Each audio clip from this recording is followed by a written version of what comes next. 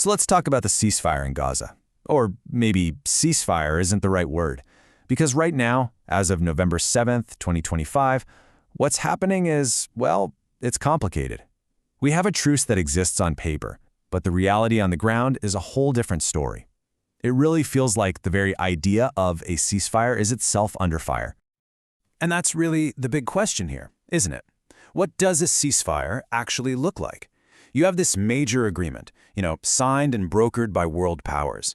But when you look at what's happening day to day, it's something else entirely. It really makes you ask, what's the point of a truce if the fighting never actually stops? And wow, this slide really just lays it all out. The gap between what was promised and what's happening is just staggering. The agreement said, halt all hostilities. The reality? Over 236 people have been killed since the truce started. It said, let's get humanitarian aid in. The reality? 90% of it is apparently being blocked.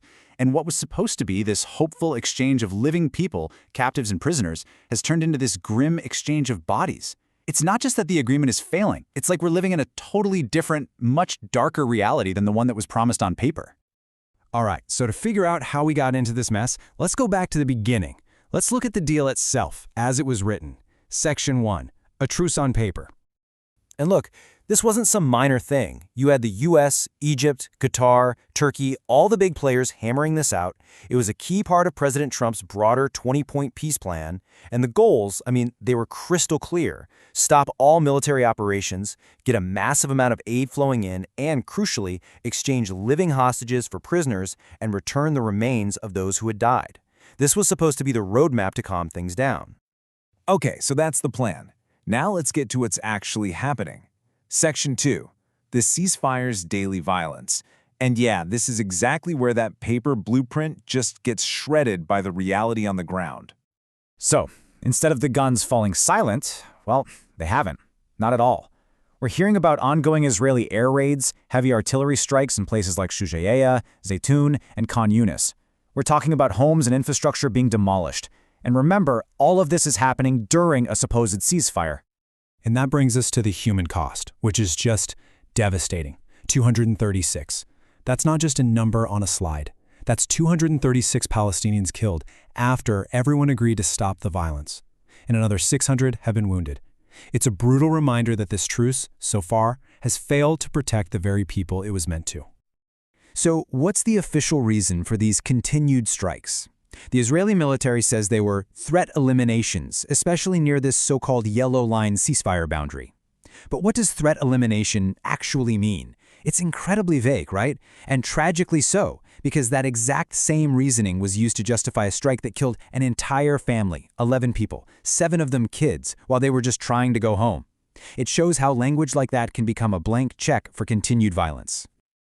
Some analysts are actually starting to call this strategy Lebanization. It's a term they use to describe this specific tactic, keeping up a constant, low-level military pressure. It's not a full-scale war, but it's definitely not peace. It's this indefinite state of conflict. A way to manage the situation, maybe, but absolutely not a way to resolve it.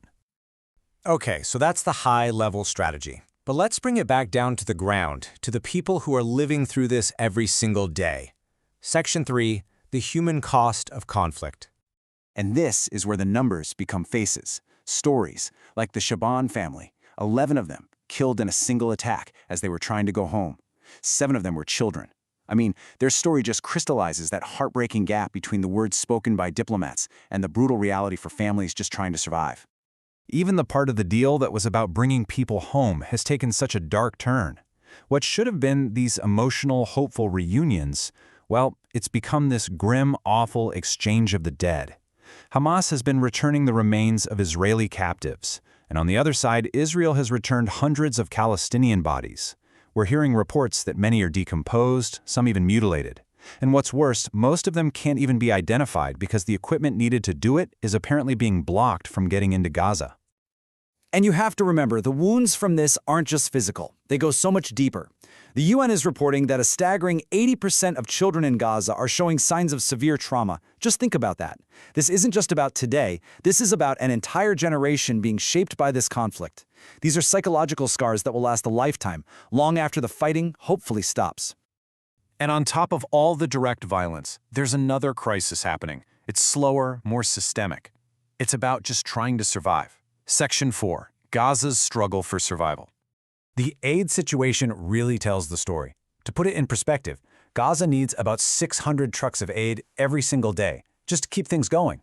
On November 5th, how many got through? 120. That is a massive, massive shortfall. And it's why you're hearing accusations that Israel is blocking 90% of the aid that was agreed upon. Many are calling it a man-made catastrophe. And this crisis is literally changing the map. Look at this.